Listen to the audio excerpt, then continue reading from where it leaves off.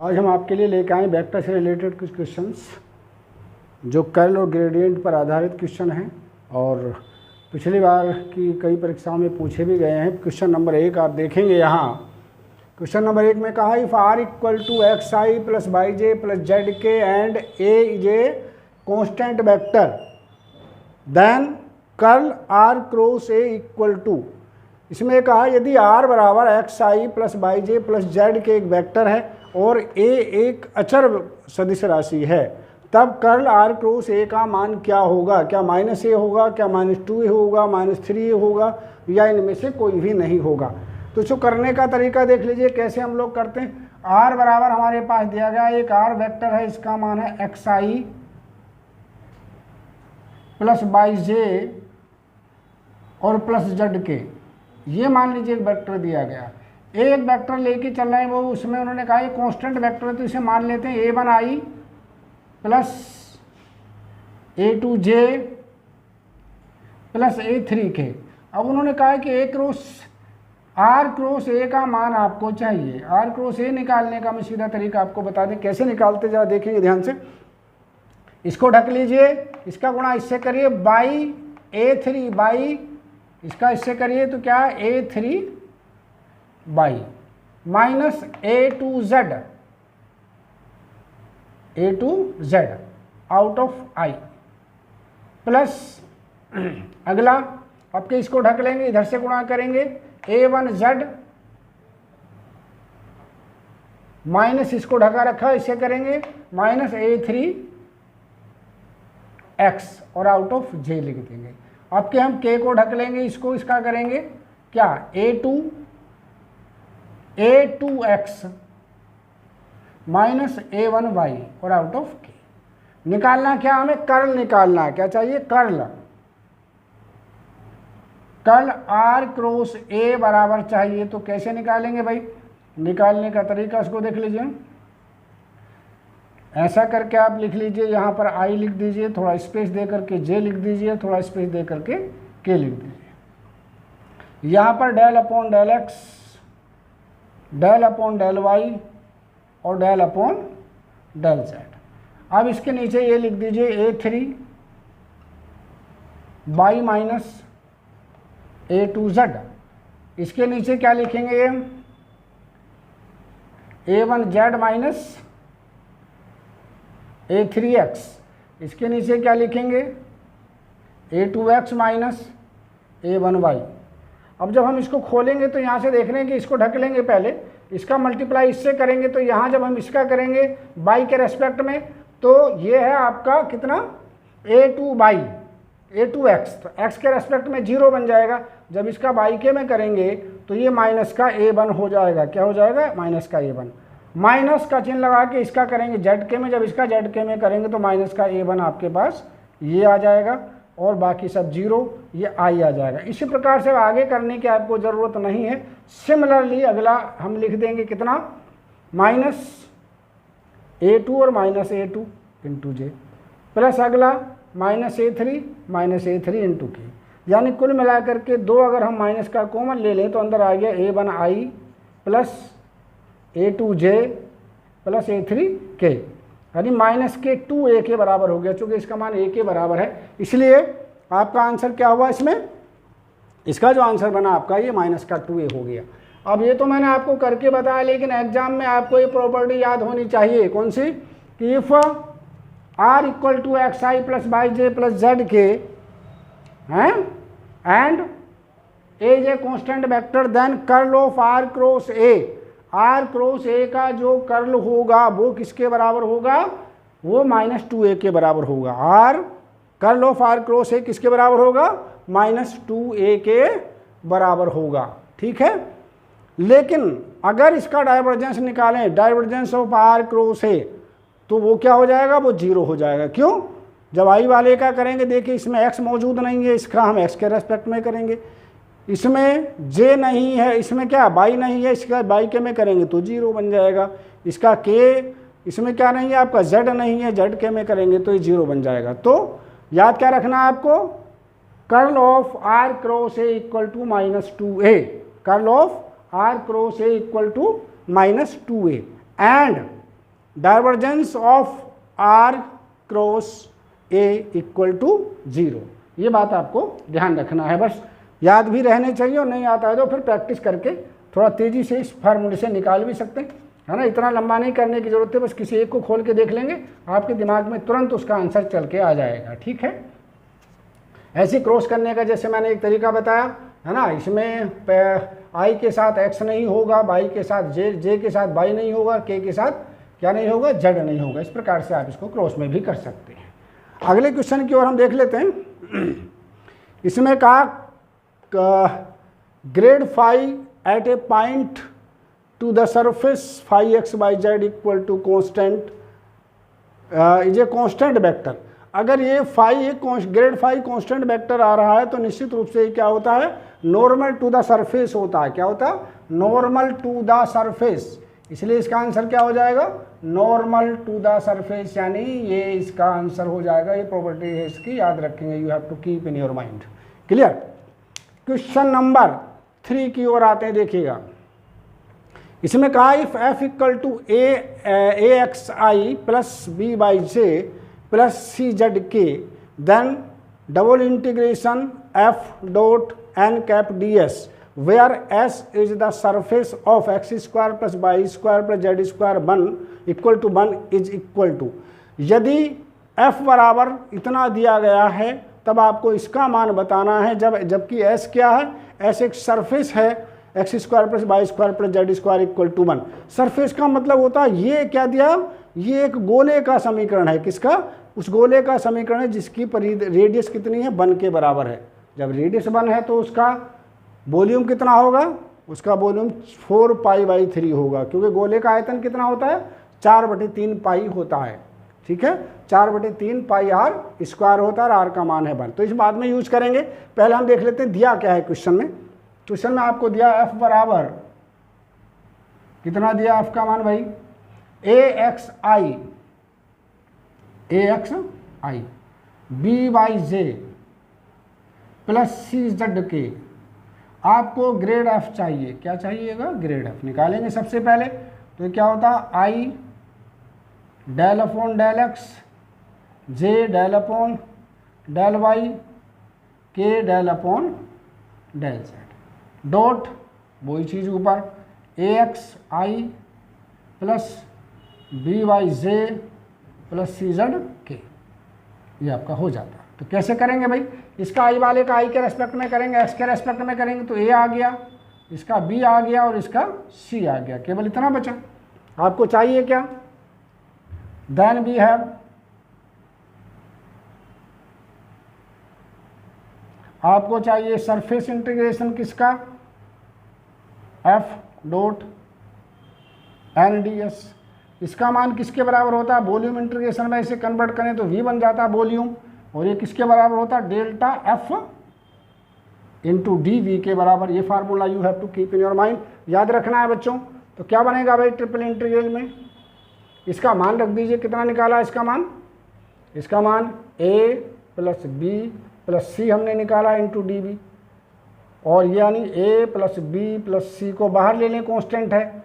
ये triple integration आप volume integration में ले रहे हैं, किसके बराबर होता है, गोले का वॉल्यूम, उस गोले का आयतन जिसकी रेडियस 1 के बराबर है। तो क्या होगा, 4/3 पाई। तो क्या हो गया इसका आंसर, 4/3 पाई इंटू ए प्लस बी प्लस सी। ये इसका आंसर हो जाता। तो कौन सा आंसर हुआ भाई इसका, देखें सावधानी से, 4/3 पाई ये वाला आंसर हो गया। सी इसका आंसर बना। कौन सा आंसर हुआ, सी आंसर इसका हो जाता। तो सी को देख लीजिए, हम यहाँ पे ये टिक कर देंगे सी को, कौन सा, ये, यानी 4/3 पाई ए बी सी, ये इसका आंसर हुआ। ठीक है, चलिए अगले क्वेश्चन को देख लेते हैं इसी प्रकार से।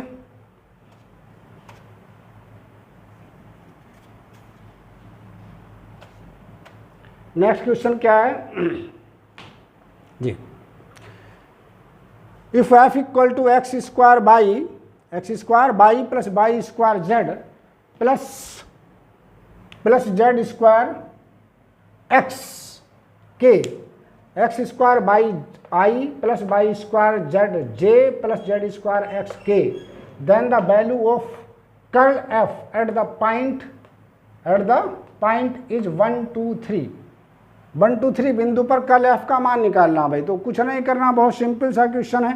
कैसे करना जाए देख लीजिए। एफ का मान लिख लेंगे सबसे पहले। एफ इक्वल टू क्या दिया बच्चों, बड़ा सिमेट्री के रूप में दिया, अगर देखें ध्यान से तो ये दिया X square Y into I plus Y square Z into J plus Z square X into K. Curl F चाहिए आपको, क्या चाहिए, कर्ल एफ। कैसे निकालेंगे, जैसे हमने बताया भी था आपको, आई जे और के, यहाँ del upon del X del upon del Y del upon del Z. ऐसे करके आप निकाल सकते हैं, समेशन करके भी निकाल सकते हैं भाई, लेकिन मैं समेशन करके बता चुका हूँ आपको पहले। और ये आपका रहा जेड स्क्वायर एक्स। इस प्रकार से हम निकाल लेते हैं। कैसे करेंगे, इसका मल्टीप्लिकेशन जब इससे करेंगे तो आप देख रहे हैं यहाँ पर क्या है, ये बाई के रेस्पेक्ट में करेंगे। बाई यहाँ मौजूद नहीं है इसलिए 0 बन गया, तो हमने पहले क्या लिखा 0। इसका जेड के में करेंगे तो ये बचा माइनस का बाई स्क्वायर आई। ये माइनस का बाई स्क्वायर आई बचा, तो बाकी में भी सिमेट्री रहेगी। अगला बनेगा 0 माइनस कितना, इसको देखिए, इसको करेंगे, इसको ढक लेंगे आपके, तो इसको करेंगे, इसमें एक्स मौजूद जेड मौजूद नहीं, 0 बन गया। ठीक है, इसमें जेड मौजूद नहीं है, 0 बन गया। अब इसका करेंगे एक्स के में, तो ये बन गया आपका जेड स्क्वायर, ये आपका जे प्लस, इसमें भी 0 माइनस आ जाएगा, इसको ढकेंगे, तो इसका बाई के में करें, इसका एक्स के में करेंगे, तो यहाँ एक्स मौजूद नहीं है, 0 बन गया। माइनस के साथ इसका करेंगे बाई के रेस्पेक्ट में, तो ये एक्स स्क्वायर के। ठीक, तो इस प्रकार से आपका क्या बना, ध्यान से देखें। बाई स्क्वायर, बाई का कौन से बिंदु पर पूछा है, देखिए ध्यान से, कौन से बिंदु पर पूछा, 1 2 3, यानी एक्स का मान 1 रखो, बाई का 2 रखो और जेड का 3 रखो। तो सबसे पहले बाई स्क्वायर आ रहा तो माइनस के 4i हो जाएगा, जेड आ रहा तो 9j हो जाएगा, और के आ रहा है तो ये 1 है तो ये के हो जाएगा, यानी 4i माइनस 9j माइनस के। तो क्या आंसर हो जाता है, 4i माइनस के 9j और माइनस के इसका आंसर हुआ, यानी कौन सा आंसर हुआ, पहला ही इसका ये आंसर हो जाता है, ये वाला। इस प्रकार से आपको ये करना था। ठीक है, चलिए 5वें क्वेश्चन की ओर देख लेते हैं। इसमें कहा if r equal to I cos N T plus J sine N T where n is a constant and t is the variable then the value of r dot D R upon D T.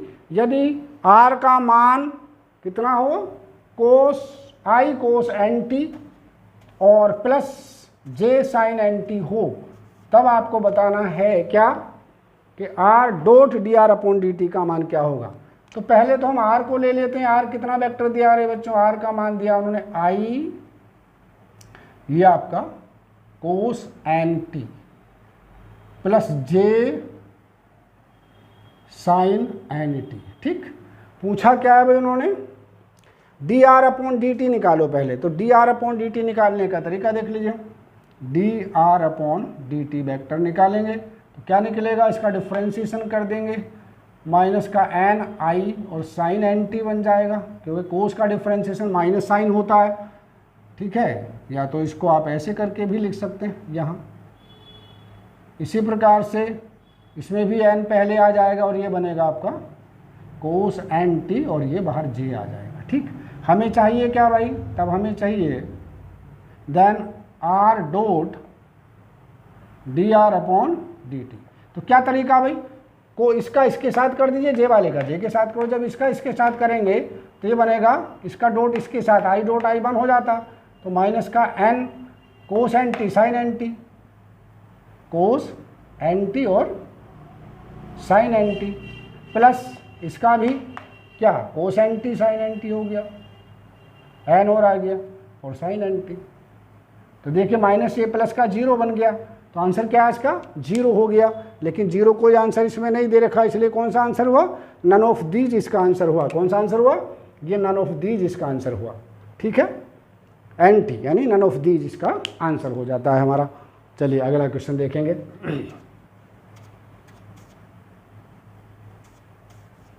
Question number 6 पर आएंगे। क्या कहा, the value of m the value of am the vector m31 is a linear combination of the vector. देखो इस सवाल को करने का, वो कह रहे हैं m की वैल्यू क्या होगी यदि m, 3, 1 किस किस का लीनियर कॉम्बिनेशन हो, 2, 3, 1 और 2, 1, 0 का लीनियर कॉम्बिनेशन हो। तो देखो बहुत सिंपल तरीका मैं आपको बता रहा हूँ इस पर्टिकुलर क्वेश्चन को करने का। अगर कहीं पर क्या जाए, जो दो वेक्टर आपको दिए गए उन वेक्टरों को आप लिख लीजिए। एक वेक्टर उन्होंने दिया है कितना, 2, 3, 1, 2, 3, 1। इसके नीचे आप दूसरा वेक्टर लिख लेंगे, शॉर्टकट मेथड बता रहे हैं। दूसरा कौन सा, 2, 1, 0, 2, 1 और 0। और नीचे लाइन खींचो ऐसे हॉरिजॉन्टल, और हॉरिजॉन्टल लाइन खींच के उसके नीचे वो वेक्टर लिख दीजिए जो आपको दे रखा है, कितना, m, 3 और 1। अब यहाँ पर हमारे पास दो चीज़ें देखने की हैं। अगर इसका और इसका योग मिलके ये आ रहा है, इसका इसका योग मिलके ये आ रहा है, तो इसका और इसका योग मिलकर के भी यही आना। पहला 3, 2, 1, पहला है कितना, 3, 2, 1 है, 3 आपका 3, 2, 1, ठीक है। तो आप देख रहे हैं कि इसका 1 + 0 1 के बराबर, 2 + 1 3 के बराबर, तो m बराबर कितना आ गया, सीधा सीधा आपका 3 + 2 यानी कितना, 5। m का मान क्या आ गया, 5। लीनियर कॉम्बिनेशन का ये मतलब है। अगर मान लीजिए इसका इसका योग मिलके ये ना आता, इसका इसका योग मिलके ये ना आता, इसका इसका योग मिलके तब ये भी नहीं होता, तब हम क्या करते, इसे a से गुणा करते, इसे b से गुणा करते। तब हम कैसे लिखते, a + 0b बराबर ये, इतने a + इतने b बराबर ये, इतने a + इतने b बराबर ये। तब ए बी का मान निकाल करके समीकरण में रख देते, आपको आंसर मिल जाता। लेकिन यहाँ संयोग बन रहा हमारा कि इसको सीधा सीधा जोड़ने के बाद ये मिल रहा, तो m का मान 5 हो जाता है। कितना आंसर हुआ, 5 इसका आंसर हो जाता है। क्या आंसर हो जाता, 5 इसका, ये सी आंसर इसका हुआ। ठीक है, याद रखेंगे आप इसको। चलिए अब 7वां क्वेश्चन, ये आपका 6ठा भी क्वेश्चन हुआ, 7वें को देख लेते हैं। If f equal to grad x³ + y³ + z³ - 3xyz then f is. f का मान पहले पता कर लें, f है किसके बराबर। जरा f को देखिए ध्यान से। f का मान उन्होंने दिया है, f बराबर क्या है बच्चों, f बराबर अगर हम देखें तो उन्होंने देखा grade x³ + y³ + z³ - 3xyz। यानी ग्रेड का मतलब होता है like this, x³ + y³ - 3xyz। इसका मतलब क्या होता है, summation i del upon del x of x³ + y³ - 3xyz। इसका क्या मान हुआ रे बच्चों, डिफ्रेंशिएशन करिए x के रेस्पेक्ट में और समेशन लगा रहने दीजिएगा। इसका हुआ 3x, इसका 0, इसका 0, यहाँ पर x का हो गया 1, ये बना 3yz इंटू i। यानी कुल मिलाकर के अगर 3 हम कॉमन ले लें तो ये हमारे पास आया x - yz इंटू i।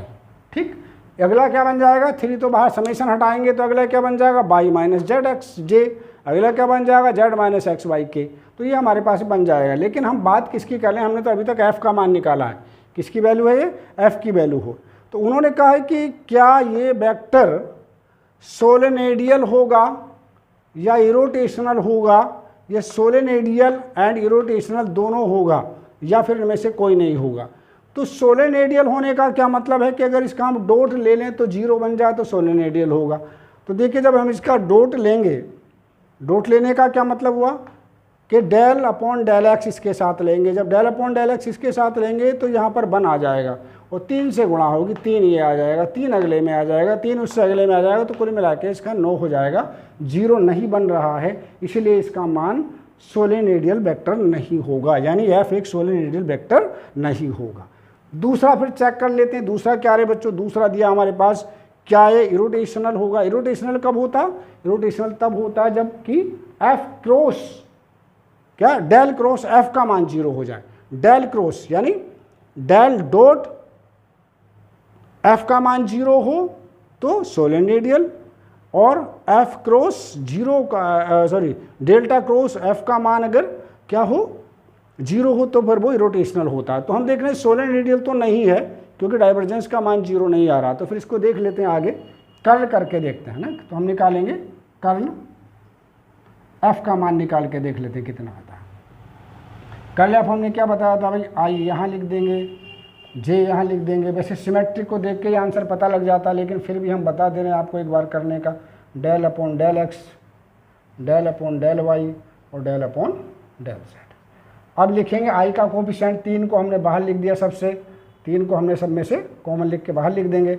आई का कोफिशिएंट क्या है, एक्स माइनस वाई जेड, और इसका वाई का कोफिशिएंट क्या हो जाएगा, जे का वाई माइनस जेड एक्स, और जेड का क्या होगा, जेड माइनस एक्स वाई। इस प्रकार से मिलेंगे आपको। तो इसका मान हम देखें अगर तो क्या है भाई, इसके मल्टीप्लाई इससे करो, कितना आ गया, बाई के रेस्पेक्ट में करेंगे इसको, ध्यान से देखेंगे किसके में, बाई के में। इसका 0, इसका 1, तो ये आया माइनस का x। ठीक, चलिए माइनस इसका जेड के में करिए। जब इसका जेड के में करेंगे तो बाई का 0, माइनस और माइनस ऑलरेडी है तो ये प्लस का x हो जाएगा हमारा, ये जे आ गया। इसी प्रकार से अगला 3 सिमिलरली लिख देंगे, अगले में माइनस बाई प्लस बाई आ जाएगा इंटू जे। फिर सिमिलरली अगला लिख देंगे, 3 बाहर चल ही रहा आपका, माइनस जेड प्लस जेड लिख देंगे इंटू के। तो कुल मिलाकर के आपका क्या आ गया भाई, 0 आ गया। यानी कर्ल एफ का मान आपका, क्योंकि ये भी 0, ये भी 0, ये भी 0, तो कुल मिलाकर के 0 वेक्टर आ गया। इसलिए वेक्टर कैसा हुआ, अगर कर्ल एफ का मान 0 हो जाए तो एफ इरोटेशनल होता है, और ग्रेड एफ का मान 0 हो जाए तो एफ सोलेनोइडल होता है। तो ये कैसा हुआ आपका, ये कैसा वेक्टर हुआ आपका, ये वेक्टर आपका इरोटेशनल हुआ। तो आंसर कौन सा हुआ इसका, फिर बी इसका ये बच्चों आंसर हो जाता है। ठीक है, एक सवाल देखेंगे 8वां, a vector which is normal to the surface X square minus X Y plus Y Z equal to 5 at the point 1 2 3 इस बताना, इस पर जो वेक्टर क्या होगा, उस the vector which is normal, उस वेक्टर का मान बताना जो इस पर क्या होगा, नॉर्मल होगा। तो उसको निकालने का क्या तरीका होता है बच्चों, ग्रेड 5 निकाल दीजिए, सरफेस पर नॉर्मल वेक्टर आ जाता है। ठीक है, तो देखिए कैसे निकालना। मान लीजिए जो वेक्टर आपको दे रखा है उसे एफ या फाई कुछ भी आप मान सकते हैं, है ना, और उसका ग्रेड निकाल दीजिए दिए हुए बिंदु पर, तो आपका एक्चुअल वेक्टर प्राप्त हो जाएगा। तो क्या दिया, लेट एफ बराबर मान लेंगे, कितना दे रहे हैं एफ का मान, ये दे रखा X square minus X Y plus Y Z, X square minus X Y plus Y Z. आपको क्या चाहिए भाई, डाइवर्जेंट एफ चाहिएगा, तो क्या निकालेंगे, I del upon del X plus J del upon del Y plus K del upon del Z into X square minus X Y और plus Y Z. चलिए करिएगा, जब इसका डिफ्रेंशिएशन यहाँ करेंगे तो ये हो जाएगा माइनस का, तो देखिए इसका डिफ्रेंशिएशन पहले x के रेस्पेक्ट में करेंगे, तो x के रेस्पेक्ट में जब हम इसका डिफ्रेंशिएशन करेंगे तो 2x तो हमें यहाँ से मिलेगा 2x, और ये बाई यहाँ से मिल जाएगा माइनस का बाई इंटू आई प्लस, अब z के में कर बाई के में करेंगे तो यहाँ से मिलेगा आपको माइनस का x, जो कि इसका तो 0 हो गया, और ये प्लस का z आपको यहाँ से मिल जाएगा, ये आपका j आ गया प्लस, अब z के में करेंगे तो यहाँ भी 0, ये भी 0, ये मिलेगा आपको बाई इंटू के। कौन से बिंदु पर निकालना, एट द पॉइंट, जो पॉइंट उन्होंने दे रखा है, कौन सा पॉइंट दिया है, पॉइंट उन्होंने दे रखा है 1 2 3, कौन सा 1 2 3। देखिए जब हम 1 रखेंगे, x की जगह रख दीजिए 1 और y की जगह रख दीजिए 2 2, तो पहला तो 0 बन गया। ठीक है, यहाँ पर रखिए, यहाँ रखिए 1, यहाँ रखिए 3, तो 2j आ गया, कितना आया 2j। ठीक, यहाँ पे रखिए 2k, आंसर हो गया आपका 2j प्लस 2k। कोई दे रखा क्या, हाँ देखिए बी आंसर दे रखा 2j प्लस 2k, ये आपका आंसर हो गया, इसमें है ना। तो इस टाइप से आपको ये करना था। क्वेश्चन नंबर 9 को हम देख लेते हैं अब जरा।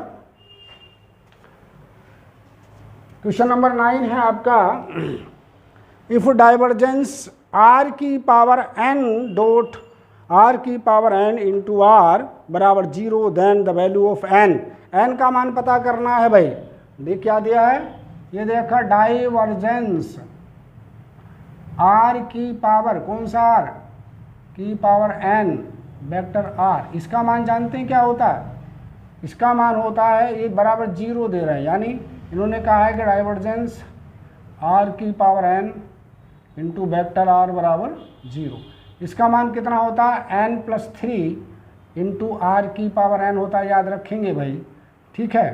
तो n+3 बराबर 0 अर्थात n बराबर -3, याद रखेंगे, n का मान इसमें -3 हो जाएगा हमारा। तो कौन सा आंसर हुआ, आंसर हुआ इसका ये, हाँ ए इसका आंसर हो जाता हमारा। कौन सा आंसर हुआ, ये वाला इसका आंसर हुआ हमारा, ठीक है। n का मान यहाँ पे क्या है, -3 के बराबर है। क्लियर। नेक्स्ट क्वेश्चन की ओर आते हैं, क्वेश्चन नंबर 10 देख लेते हैं last. The directional derivative of phi, the directional derivative of phi बराबर क्या है, of phi equal to X Y plus Y Z plus Z X at the point this. Directional derivative किसके बराबर होता, पहले आप ग्रेड फाई निकालेंगे, तो पहले आप ग्रेड, जब भी डायरेक्शनल डेरिवेटिव दिया गया हो तो सबसे पहले ग्रेड फाई निकाल दीजिए। आपको फाई का मान कितना दिया, Y Z plus Z X plus X Y, कितना सुंदर है ना, सिमेट्री दी गई है। आपको ग्रेड फाई चाहिए, ग्रेड फाई, ऐसे केसेस में आप समेशन लगा सकते हैं, I del upon del X, I del upon del X, और ये Y Z plus Z X plus X Y, चूँकि सिमेट्री है इसलिए लगा दी हमने। आई जब एक्स के रेस्पेक्ट में करेंगे तो ये 0, यहाँ जेड बचेगा, यहाँ वाई बचेगा, तो क्या मिलेगा, वाई प्लस जेड इंटू आई। अगले में क्या आ जाएगा, जेड प्लस एक्स इंटू जे। अगले में क्या मिलेगा, एक्स प्लस वाई इंटू के। कौन से बिंदु पर चाहिए, एट द पॉइंट, कौन से बिंदु पर पूछा, 1 1 1 का मतलब एक्स वाई जेड का मान 1, ग्रेड फाई बराबर हो गया 1 1 1 रख दीजिए, 2i 2j और 2k। डायरेक्शनल डेरिवेटिव क्या होता है, डायरेक्शनल डेरिवेटिव ये होता है बच्चों कितना, grad phi dot A cap. A cap का मतलब क्या होता है, देखेंगे यहाँ इस वेक्टर को तो ऐसे लिख दीजिए, 2 बाहर ले लो इसमें से, तो यह आई प्लस जे प्लस के डॉट ए का मान दिया होता है क्वेश्चन में, कहाँ दिया भाई, ये ए का मान उन्होंने देखे रखा होगा इसमें कहीं ना कहीं, तो देखिए रखा, आई का मान दिया आई -2j प्लस 2k, क्या दिया है, आई -2j प्लस 2k, ये उन्होंने दे रखा है। इसका हमें कैप चाहिए, तो 1 + 4 + 4 इसका ये मान हो गया, यानी ए कैप का मान ही हमारे पास आ गया, ठीक है। तो अब इसको हम 2 को बाहर रख रहे हैं, इसको देखिए, आई वाले का आई से करिए 1 आ गया, जे वाले का जे से करिए 2 आ गया माइनस का, के वाले का के से करिए तो फिर प्लस का 2 आ गया, और अपॉन ये मेरे ख्याल में 3 आ गया, ठीक है। तो 2 से 2 कटा, 2 बचा आपका 2/3। आंसर क्या है इसका, 2/3 इसका आंसर इस प्रकार से हो जाता है हमारा। तो कौन सा आंसर हुआ इसका, बी, ये इसका आंसर हुआ इस प्रकार से। तो इस प्रकार से वेक्टर के और भी क्वेश्चन आपको प्रैक्टिस करनी है। इस पार्ट को हम अगले लेक्चर में डिस्कस करेंगे। Thank you.